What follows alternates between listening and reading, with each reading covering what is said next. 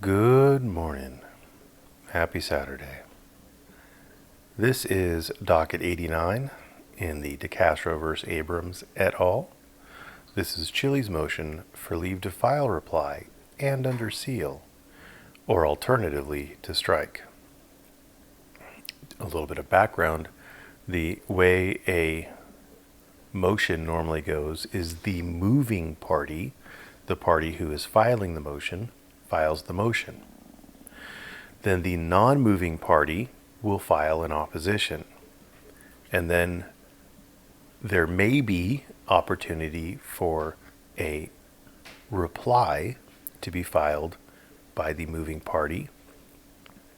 And there may even, rarely, but there may be a SUR reply, S-U-R reply, filed by the non-moving party. So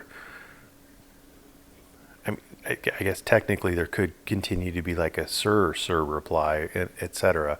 But usually it's only the motion and the opposition. Occasionally it's the motion opposition reply. Rarely it's the motion opposition reply, SUR reply.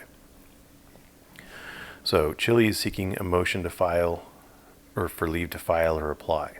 And he wants it to be filed under seal. And I think I understand what he means. I think what he means is that in PACER, the court has that under seal. So Kate would still get to see it. Abrams would still get to see it. But the general public would not be able to download that off of PACER. Usually that happens when there's sensitive personal data in there. That, for some reason they needed to have sensitive personal information in a document that gets filed.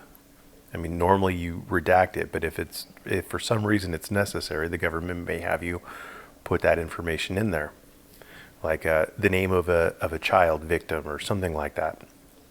So that would get filed under seal, or trade secrets would get filed under seal if you're doing a filing about trade secrets. So we'll see if any of this makes sense to get filed under seal, or alternatively to strike. Chili moves this court to allow him to file a reply to Peters' opposition to his motion for contempt, and he wants to file that reply under seal. Alternatively, he wants to strike portions of Peters' opposition that were not restricted to rebutting his motion for contempt.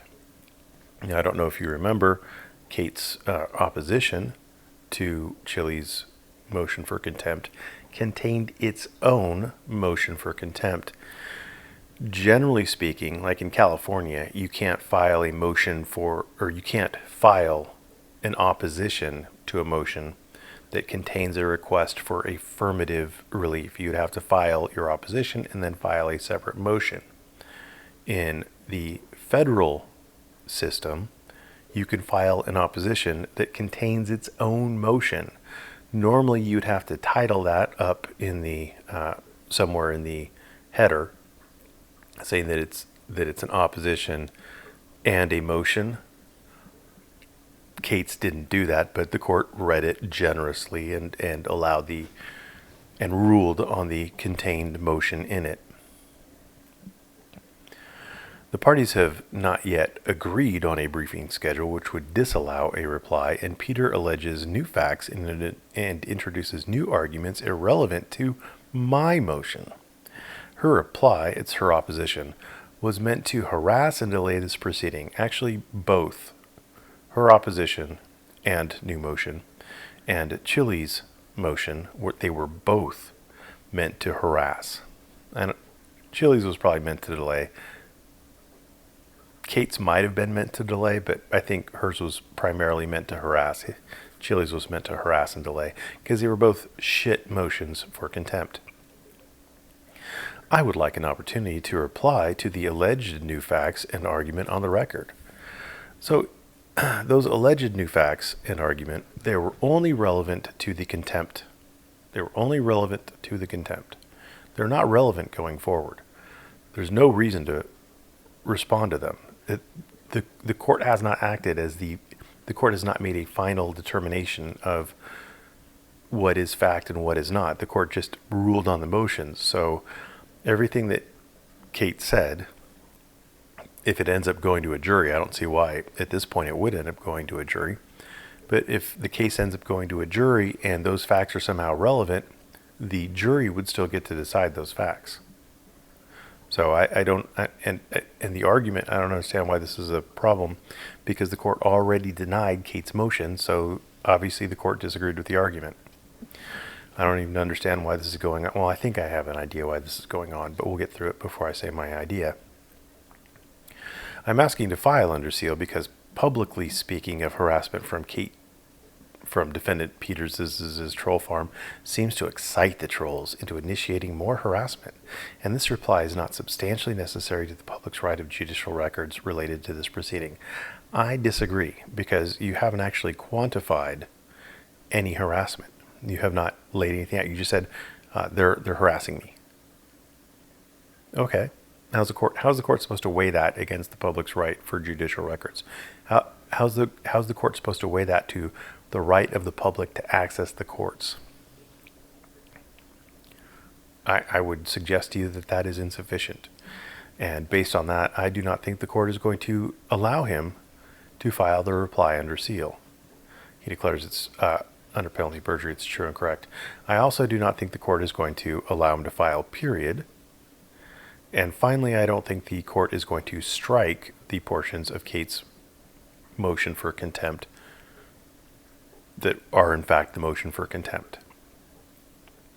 Now, I think the reason why Chili's doing this, if I'm going to try to divine some sort of a rational legal strategy out of this, is number one, again, he's wanting to harass and delay the whole proceeding, trying to run Kate out of money still. But I also think that he's trying to, I think he watches my videos. I'm not trying to have any hubris about this. A lot of people watch my videos. That doesn't mean they like me. That doesn't mean they agree with me. But I think he's heard me talking about prejudicing the court and trying to get facts in to prejudice the court. And I think what he wants to do is he wants to prejudice the court. He's just not very competent at it. And I think actually this motion is going to prejudice the court more than any facts that he could argue in the motion. His problem is, he has a real problem. His problem is that with this whole 6 times filing for the nunc pro tunc, getting his voluntary dismissal in, the court has seen his statements of fact evolve. And Chili has set himself up to be a liar. And remember, falso in uno, falsus in omnibus. If the court thinks you're a liar about this, then why isn't the court going to think you're a liar about that? And Chili has a real problem. He talks too much, he says too much, and he doesn't maintain a consistent trajectory. He doesn't keep the same facts from motion to motion to motion. So I think that's really going to bite him in the butt. And I think that this, since he's a known liar, if the court did grant it, I don't think it would prejudice the court, because the court has probably already figured out that Chili is slightly dissociated from the truth. And if the court doesn't grant it, then I think this is another motion that the court's going to be like, man, really? Like, why? Why are you asking me to do this thing that is meaningless? Because if the court does grant it and Chili gets to file his reply, it's not going to change the court's opinion. The court's already ruled against Kate. So it doesn't change anything. If the court grants it, it doesn't change anything. So again, I don't think the court's going to grant it, even in part. If the court does grant it, the most likely thing the court would grant would be to allow him to file a reply. I don't think the court's going to do that. The odds of that are very, very slim. And it's even more slim. It's somewhere in the, less than a percentage point chance that the court's going to allow him to file a reply under seal. So that's my 2 cents, and I'm sticking to it. Thanks for watching, and have a great morning.